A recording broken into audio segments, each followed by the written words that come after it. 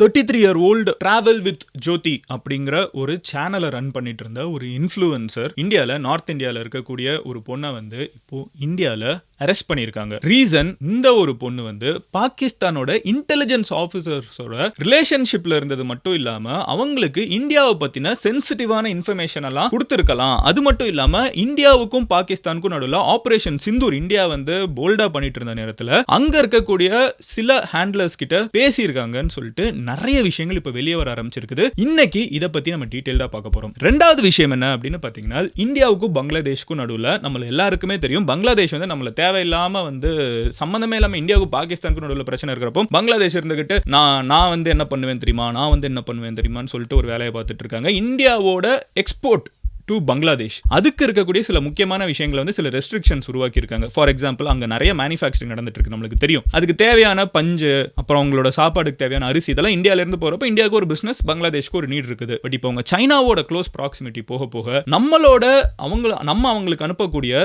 சில குட்ஸுக்கு வந்து ரெஸ்ட்ரிக்ஷன் அவங்க உருவாக்கி இருக்காங்க. அண்ட் இந்தியா வேடிக்கை பார்த்துட்டு இல்ல, இந்தியா பதிலுக்கு இமீடியட்டா பங்களாதேஷ் மேல சில ரெஸ்ட்ரிக்ஷன்ஸ் வச்சிருக்கோம். அதுவும் என்ன அப்படிங்கறத இன்னைக்கு வீடியோல இந்த ரெண்டு விஷயம் தான் பார்க்க போறோம். ஃபர்ஸ்ட், இந்த ஜோதி மல்ஹோத்ரா அப்படின்னு சொல்லப்படக்கூடிய இந்த ஒரு இன்ஃப்ளூயன்சரை வந்து இப்போ எதுக்கு கம்ப்ளீட்டா அரெஸ்ட் பண்ணிருக்காங்க. ரெண்டாவது, பங்களாதேஷ்க்கும் இந்தியாவுக்கும் நடுவில் பார்டர்ல என்ன நடந்துட்டு இருக்குது ஒவ்வொன்றா பார்க்க ஆரம்பிப்போம். பட் அதை பார்க்க ஆரம்பிக்கிறதுக்கு முன்னாடி இந்த மாதிரி வேர்ல்டு ஃபுல்லா நடக்கக்கூடிய எல்லா விஷயத்தையும் நீங்க டெய்லி 10 நிமிஷத்துல தெரிஞ்சுக்கணும் அப்படின்னு நினைச்சீங்கன்னா மதன் கௌரி சேனலை சப்ஸ்கிரைப் பண்ணி எம்ஜி ஸ்குவாட்ல சேருங்க. Let's get started. Hello everyone, நான் Madan Gauri and hello my dear MG squad. So video start பண்ணுறதுக்கு முன்னாடி நான் ஒரே ஒரு விஷயம் சொல்லிக்கிறேன். பர்சனலாக என் மேலே சில பேருக்கு வன்மம் இருக்கும். அஃப்கோர்ஸ் இங்கே இத்தனை மில்லியன் பேர் பார்த்துட்டு இருக்கப்போ தமிழ்நாட்டில் 10ல் ஒருத்தங்க நம்ம சேனலை பார்த்துட்டு இருக்காங்க. அஃப்கோர்ஸ் நிறைய பேருக்கு ஒரு பை டிஃபால்ட் வன்மம் இருக்கும். அதை காமிக்கிறதுக்கு உங்களுக்கு 1000 இடம் இருக்கலாம். மோஸ்ட்டாக அது வந்து ஏதாவது பொலிட்டிக்கலாக இருக்கும். அதனால தான் பொலிட்டிக்ஸ்குள்ளே இப்போ வரதே இல்லை, பொலிட்டிக்ஸை பற்றியே பேசுறது கிடையாது.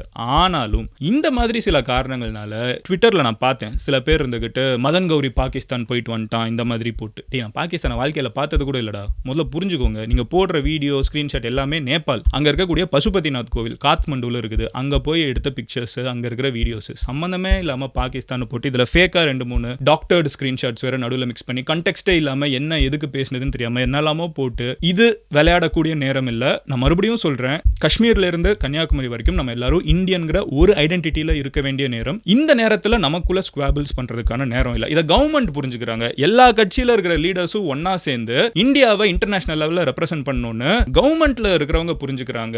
இன்டர்நேஷனல் லெவல்ல இருக்கக்கூடிய லீடர்ஸ் எல்லாரும், பொலிட்டிக்கல் பார்ட்டிஸ் அத்தனை பேர் இந்தியால புரிஞ்சுக்கிறப்போ இவங்க எல்லாம் கட்சிக்காரங்க கூட கிடையாது. ஏதாவது எக்ஸ்ட்ரீமிஸ்டா இருக்கிறவங்க இந்த மாதிரி பேசுறத பாக்குறப்போ இட் ஃபீல்ஸ் பேட். சோ இது விளையாடக்கூடிய விஷயம் இல்லங்கிறது முதல்ல தெரிஞ்சுப்போம். பட் எனிவே இப்போ என்ன நடந்துச்சுங்கிறத நான் உங்ககிட்ட சொல்ல ஆரம்பிக்கிறேன். முதல் விஷயம் என்ன அப்படின்னு பாத்தீங்கன்னா, டிராவல் வித் ஜோதி அப்படின்னு சொல்லப்படக்கூடிய இந்த ஒரு கான்டென்ட் கிரியேட்டர் யார்? இவங்களோட பேர் வந்து ஜோதி மல்ஹோத்ரா, ஜோதி ராணி, இந்த ரெண்டு பேரும் யூஸ் பண்ணிட்டு இருக்காங்க. இவங்க வந்து கண்டினியூஸா பாகிஸ்தானுக்கு போயிட்டு வரக்கூடியது வந்து வாடிக்கையா இருக்க ஆரம்பிச்சிருக்குது. சோ என்ன நடந்திருக்குதுன்னு பாத்தீங்கன்னா, she is a travel vlogger. ஜெனரலா நம்ம travel vloggers-னு சொல்றப்பமே வந்து நிறைய கண்ட்ரீஸ் போய் வந்து கான்டென்ட் எடுத்து போஸ்ட் பண்ணுவாங்க. அந்த மாதிரி இவங்க வந்து அந்த விசா ப்ராசஸ்க்காக பாகிஸ்தானோட எம்பசியை வந்து முதல்ல அப்ரோச் பண்ணிருக்காங்க. அப்போ அங்க இருக்கக்கூடிய எஹ்சான் உர் ரஹீம் அப்படின்னு சொல்லப்படக்கூடிய ஒருத்தன், இவன் வந்து மே 13 அன்னைக்கு வந்து இந்தியால இருந்து எஸ்பியோனேஜ் சார்ஜஸ்ல வெளியே அனுப்பப்பட்டிருக்காங்க. இந்தியாவுக்கு மேல ஸ்பை வேலை பார்க்கறியான்னு சொல்லிட்டு இந்த எஹ்சான் உர் ரஹீம்ங்கிறவனை வந்து வெளியே அனுப்பிச்சிருக்கோம் பிஃபோர் 5-6 days. இப்போ இந்த பர்சன் வந்து ஜோதி ராணி அப்படிங்கிறவங்க சில வருஷத்துக்கு முன்னாடி அவன் பாகிஸ்தான் எம்பசில மீட் பண்றாங்க. மீட் பண்ண இடத்துல அவங்க ரெண்டு பேரும் பேச ஆரம்பிச்சிருக்காங்க.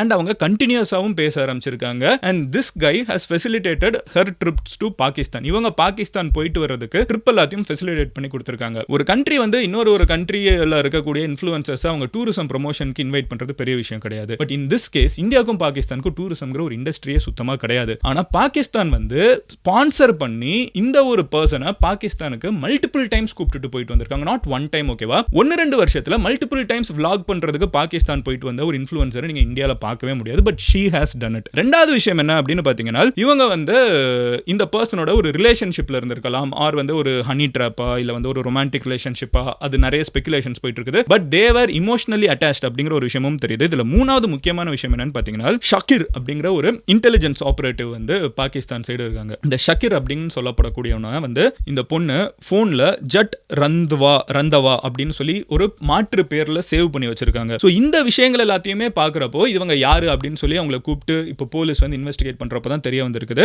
She has been in touch with their Pakistani operatives. Okay, அந்த பாகிஸ்தானில் இருக்கக்கூடிய இந்த இன்டெலிஜென்ஸ் ஆஃபீஸர் திருப்பி அனுப்பிச்சாச்சு இல்லை. அண்ட் அதுக்கு முன்னாடியும் அங்கே இருக்கிற சில பேர் கூட she has been in communication. இந்த கம்யூனிகேஷன் வந்து ஆபரேஷன் சிந்தூர் டயத்திலையும் நடந்திருக்குது. இப்போ என்ன இவங்க மேல வைக்கக்கூடிய குற்றச்சாட்டுனால் இந்தியாவில் இருக்கக்கூடிய சில சென்சிட்டிவான இன்ஃபர்மேஷன்ஸ் இருக்குல்ல அதெல்லாத்தையும் அங்கே கொடுத்துருக்காங்க அப்படிங்கிறது தான் வந்து இவங்க மேல வைக்கக்கூடிய குற்றச்சாட்டு. அண்ட் இதுல ஜோதி மட்டும் கிடையாது, அது கூட 5 பேர் அரெஸ்ட் ஆயிருக்காங்க. So it's network of 6 people so far. இது போக வேற யார் இருக்காங்கிறத இப்போ தேடிட்டு இருக்காங்க. பட் இது ஒருத்தங்க மட்டும் கிடையாது, இன்னும் 5 பேர் இருக்காங்க. இந்த 5 பேருமே வந்து டைரக்டா அந்த சைடு பார்டருக்கு அந்த சைடு பாகிஸ்தான்ல இருக்கக்கூடிய இன்டெலிஜென்ஸ் ஆபரேட்டிவ்ஸோட கான்டாக்ட்ல இருந்திருக்காங்க, சென்சிட்டிவான இன்ஃபர்மேஷன் கொடுத்திருக்காங்கிறதா இப்போ நம்ம சைடு நம்மளுக்கு சொல்லப்படுற விஷயங்கள். ரெண்டாவது என்ன அப்படின்னு பாத்தீங்கன்னா, இந்த ஒரு பொண்ணு வந்து ஒருத்தங்க மட்டும் இல்லாம அவங்க இன்னொரு இன்ஃப்ளூயன்சரோடையுமே வந்து பூரியில ஒடிஷால வந்து கனெக்ட்ல இருந்திருக்காங்க. இப்போ போலீஸ் வந்து அங்க ட்ரேஸ் பண்ணி போக ஆரம்பிச்சிருக்காங்க. நிறைய பேர் இது வந்து நம்மளுக்கு பிடிச்ச இன்ஃப்ளூயன்சர் பிடிக்காத இன்ஃப்ளூயன்சர்லாம் சும்மா ரேண்டமா பேசிட்டு இருக்கீங்க, ஆர் பொலிட்டிக்கலா டிவைட் ஆயிருக்கிறதுனால பேசிட்டு இருக்கீங்க. But think of the seriousness here.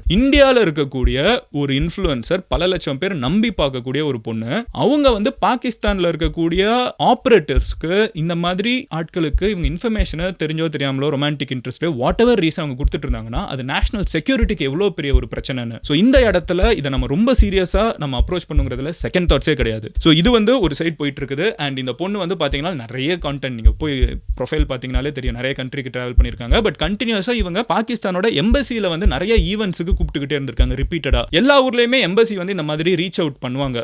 நீங்க இந்தியா ஃபுல்லாவே பாத்தீங்கன்னா எல்லா கண்ட்ரியோட எம்பசியும் இருக்குது. எல்லா எம்பசியுமே வந்து அங்க இருக்கக்கூடிய லோக்கல் இன்ஃப்ளூயன்சர்ஸை கூப்பிட்டு டூரிசம் ப்ரோமோட் பண்றதுக்கு பண்ணுவாங்க. லோக்கல் இன்ஃப்ளூயன்சர்ஸோட ஒரு நல்ல டச்ல இருந்தோம்னா அவங்க ஈவென்ச்சுவலி அந்த கண்ட்ரிக்கு வந்து அந்த கண்ட்ரியோட டூரிசம், அந்த கண்ட்ரியோட ஓவரால் ஜிடிபிக்கு ஏதாவது இன்னும் கொஞ்சம் ஆட்களை வர வச்சு ஒரு ப்ராடக்ட்ஸை வாங்க வச்சு இந்த மாதிரி ஏதாவது ஒன்று சப்போர்ட் பண்ணலாம்னு சொல்லிட்டு இந்த ரீச்சிங் அவுட் ஆக்டிவிட்டி வந்து இந்தியா ஃபுல்லா நிறைய கான்சுலேட்ஸ் பண்றாங்க. ஆனா பாகிஸ்தான் கான்சுலேட் இதை பண்றதுக்கான ரீசன் வந்து இட்ஸ் சோ ரேண்டம். ஏன்னா இந்தியாவுக்கும் பாகிஸ்தானுக்கும் ரிலேஷன்ஷிப் வந்து ஒரு கிரேட்டஸ்டா இப்போ இந்தியாவுக்கும் ஆஸ்திரேலியாவுக்கும் இருக்கிற மாதிரி இந்தியாவுக்கும் அமெரிக்காவுக்கும் இருக்கிற மாதிரியே கிடையாது. ஆனா இதை கண்டினியூஸா அவங்க பண்ணிருக்காங்க. அதுல மோஸ்ட் ஆஃப் த ஈவென்ட்ஸ்ல இந்த ஒரு பர்சன் இருந்திருக்காங்க. அந்த வீடியோலயே பாத்தீங்கன்னா இந்த இஷான் உர் ரஹீம் அப்படிங்கிறவனா இருக்கட்டும், ஷாக்கிர் அப்படின்னு சொல்லப்படக்கூடிய இன்டெலிஜென்ஸ் ஆபரேட்டிவா இருக்கட்டும், இவங்க எல்லாம் வந்து ஜட் ரந்துவான அவங்க சர்ச் பண்ணிருக்காங்க, சேவ் பண்ணிருக்காங்க. இவங்க எல்லாமே வந்து அந்த வீடியோலயே பதிவு பண்ணப்பட்டிருக்காங்க. சோ இந்த வீடியோஸுமே வந்து இப்போ மறுபடியும் நிறைய இடத்துல பேசப்பட்டு இருக்குது. எனிவே இதெல்லாம் வந்து இந்த இன்ஃப்ளூயன்சர் சைடு நடந்துட்டு இருக்கிற ஒரு விஷயம் which is absolutely serious and government should take the strictest action without any doubt. ஓகேவா? எவ்வளவுக்கு எவ்வளவு சீரியஸான தண்டனைகள் கொடுக்க முடியுமோ, எவ்வளவுக்கு எவ்வளவு ஸ்ட்ரிக்ட்டா ஃபாலோ பண்ண முடியுமோ, நம்ம கவர்மெண்ட் வந்து இதுக்கு பின்னாடி என்னென்ன நடந்திருக்குது, இது எவ்வளவு பெரிய நெட்வொர்க்குங்கிறத கண்டுபிடிக்கணுங்கிறதுல சந்தேகமே கிடையாது. ரெண்டாவது விஷயம் என்னன்னு பாத்தீங்கன்னா, நம்ம பங்களாதேஷை பத்தி பேச ஆரம்பிப்போம். நம்ம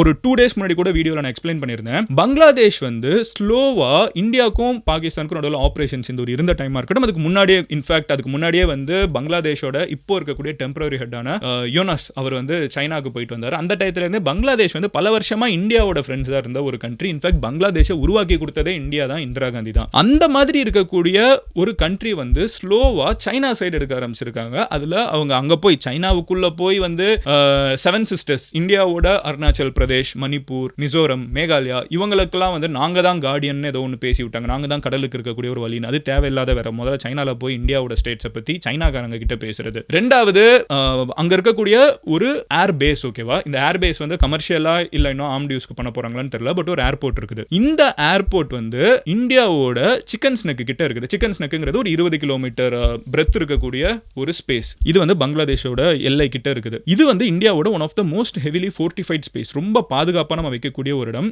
இந்த இடத்துல இருந்து 20 கிலோமீட்டர் தூரத்துல ஒரு ஏர் பேஸ் இருக்குது. அந்த ஏர் பேஸை பங்களாதேஷ் வந்து டெவலப் பண்ணணும்னு சொல்லி சைனா கிட்ட கேட்டிருக்காங்க. இது தேவையில்லாத வேலை. யோசிச்சு பாருங்களேன், இந்தியாவுக்கும் சைனாவுக்கும் நடுவுல அப்படியே ஒரு 20 கிலோமீட்டர் தூரத்துல வந்து நம்ம அமெரிக்காவுக்கு கொண்டு வந்து அவங்க 2 பேர் ஒண்ணா ஒர்க் பண்றோம்னு சொன்னா அது தேவையில்லாத வேலை தானே. பட் இதை தான் இப்போ பங்களாதேஷ் பண்றாங்க. சைனாவை கூப்பிட்டு இந்த ஏர் பேஸை டெவலப் பண்ணித்தாங்கன்னு சொல்லி கேட்டிருக்காங்க. அதுக்கு சைனா என்ன பண்றாங்கன்னா பாகிஸ்தான் கூட சேர்ந்து அவங்களோட கான்ட்ராக்ட் அவுட் சோர்ஸ் பண்றாங்க. கான்ட்ராக்டை நீங்க பண்ணுங்க. சோ இந்த மாதிரி சில தேவையில்லாத வேலைகளை பண்றது. பேசிக்கா இது இல்லைனா பங்களாதேஷ் வந்து சைனா கிட்ட நாங்க உங்க பக்கம்னு சாஃப்ட் பவர்ல காமிக்கிற மாதிரி தான் தெரியுது. அதோட அடுத்த ஸ்டெப்பா என்ன பண்ணிருக்காங்கன்னு பாத்தீங்கன்னா, அவங்க ஊர்ல அதிகமா இன்னைக்கு மேனுஃபேக்சரிங் இருக்குது. இது வேர்ல்டு ஃபுல்லா தெரியும். பங்களாதேஷ்ல வந்து ஒரு மிகப்பெரிய மேனுஃபேக்சரிங் நடந்துட்டு இருக்குது. இதனால வந்து நம்ம ஊர்ல இருக்கக்கூடிய திருப்பூர்ல கூட சில எக்ஸ்போர்ட்ஸ் எல்லாம் பாதிக்கப்பட்டுச்சு. ஏன்னா பங்களாதேஷ்ல அவங்க அதை விட லோ காஸ்டா பண்ணிட்டு இருக்காங்கன்னு. இப்போ இந்தியாவோட டைம் மறுபடியும் வருது. திருப்பூர் மறுபடியும் ரிவைவ் பண்ணக்கூடிய ஒரு டைம் கூட சொல்லலாம். எனவே அங்க என்ன நடந்திருக்குதுன்னு பாத்தீங்கன்னா, பங்களாதேஷ்ல இருக்கக்கூடிய ஃபேக்டரிஸ்ல என்னதான் துணியெல்லாம் வந்து நெய்யணும்னு சொன்னாலும் இருந்தாலும் அதுக்கு காட்டன் வந்து இந்தியால இருந்து தான் அதிகமா எக்ஸ்போர்ட் பண்ணி அனுப்பிச்சிட்டு இருக்கோம். பங்களாதேஷ் அதை இம்போர்ட் பண்ணி தான் யூஸ் பண்ணிட்டு இருக்காங்க. இப்போ சைனா கிட்ட அவங்க லாயல்ட்டி காமிக்கிறதுக்கு இந்தியால இருந்து வரக்கூடிய காட்டனுக்கு அப்புறம் ரைஸுக்கு இந்த மாதிரி சில முக்கியமான விஷயங்கள் இந்தியாவோட பொருளாதாரத்துக்கு ஒரு ஏன்னா நம்மளோட எக்ஸ்போர்ட் அங்க போறது நம்மளுக்கு பிசினஸ் தானே, அந்த மாதிரி இருக்கக்கூடிய சில விஷயங்களை ரெஸ்ட்ரிக்ஷன்ஸை உருவாக்கி இருக்காங்க. மேபி இது வந்து ஒரு சட்டில் புஷ் டு சைனா கிட்ட நாங்க எடுத்துக்கிறோங்கிற மாதிரி ஏதாவது ஒரு விஷயமா கூட இருக்கலாம். பட் இது பண்ணிருக்காங்க. இதுக்கு பதிலடியா இந்தியா இமிடியேட்டா என்ன பண்ணிருக்கோம்னா இந்தியா வந்து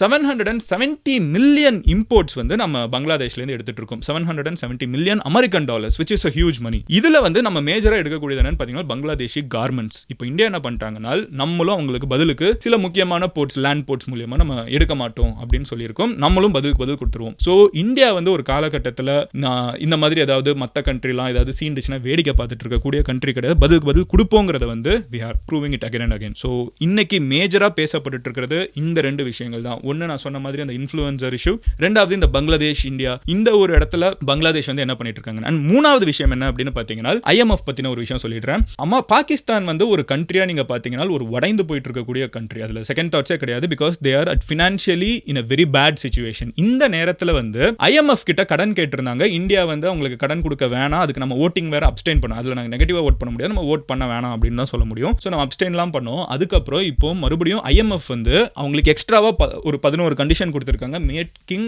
இந்த கடன் கொடுத்துட்டாங்க, ஆனால் அதுக்கு 50 கண்டிஷன் போட்டிருக்காங்க. இந்த 50 கண்டிஷனையும் இப்போ பாகிஸ்தான் ஃபாலோ பண்ணணும்னு சொல்றப்போ இந்தியா வந்து சாஃப்ட் பவரை யூஸ் பண்ணி பாகிஸ்தானை நம்ம எவ்வளவு கார்னர் பண்ணிருக்கோங்கிறதுக்கு இது இந்தியாவுக்கு வந்து ஒரு ஸ்ட்ராட்டஜிக் விக்டரிங்கிறதே நம்ம சொல்லலாம். ஸோ எனிவே இந்த 3 விஷயத்தை நான் உங்ககிட்ட சொல்லணும்னு நினைச்சேன். அண்ட் எனக்கு எப்பவும் போல ஒரே ஒரு கொஸ்டின் தான் இருக்குது. இந்த டாப்பிக்கை நம்ம கண்டினியூ பண்ணணுமா வேணாமா? இன்டர்நேஷனல் லெவலில் இது ஒரு ஆபரேஷன் சிந்தூர் மாதிரி ஒரு மிகப்பெரிய விஷயத்தை இந்தியா பண்ணதுக்கு அப்புறம் அதை சுற்றி நிறைய இன்டர்நேஷனல் ரிப்பிள் எஃபெக்ட்ஸ் இருந்துகிட்டே இருக்கும். இதில் யூஎஸோட பெர்ஸ்பெக்டிவ் என்ன, ரஷ்யாவோட பெர்ஸ்பெக்டிவ் என்ன, ஒரே இடத்துல சைனா நம்மள என்ன பண்ணிட்டு இருக்காங்க, ஒரு பங்களாதேஷ் என்ன பண்ண ட்ரை பண்றாங்க, நம்ம சைனாக்கு என்ன திருப்பி கொடுத்துட்டு இருக்கோம், பங்களாதேஷ்க்கு நம்ம என்ன திருப்பி கொடுத்துட்டு இருக்கோம், இந்த மாதிரி நிறைய விஷயங்கள் போய்கிட்டே இருக்கும். ஸோ இது எல்லாத்தையுமே நம்ம கவர் பண்ணிட்டே இருந்தாலும் நம்ம சேனல் வந்து ஃபுல்லாகவே இது ஃபோக்கஸ்டாகவே இருக்குது. எனக்கு தெரியும் லாஸ்ட் ஒரு 2 வீக்ஸாக அப்படி தான் போயிட்டு இருக்கு. இதை கண்டினியூ பண்ணலாமா வேணாமா? நான் லாஸ்ட் டைம் கேட்டப்போ நிறைய பேர் எஸ் சொன்னீங்க. So I thought I will continue today about this. But எனக்கு வந்து அடுத்த டாபிக் போகலான்னு தோணுது. பர்சனலாக எனக்கு இதுவே பேசிட்டு இருக்கேன், நான் மற்றதும் விசிட் பண்ணலான்னு தோணுது. So how often you think we can touch this topic? ஒரு டெய்லி அப்படின்னு நினைக்கிறவங்க டெய்லின்னு போடுங்க. ஒரு வீக்லி ஒன்ஸ் போதும். அதன் மற்றதை நம்ம பேச ஆரம்பிக்கலாம்னு நினைச்சிங்கன்னா வீக்லி ஒன்ஸ் அப்படிங்கிறத சொல்ல ஆரம்பிக்கிங்க.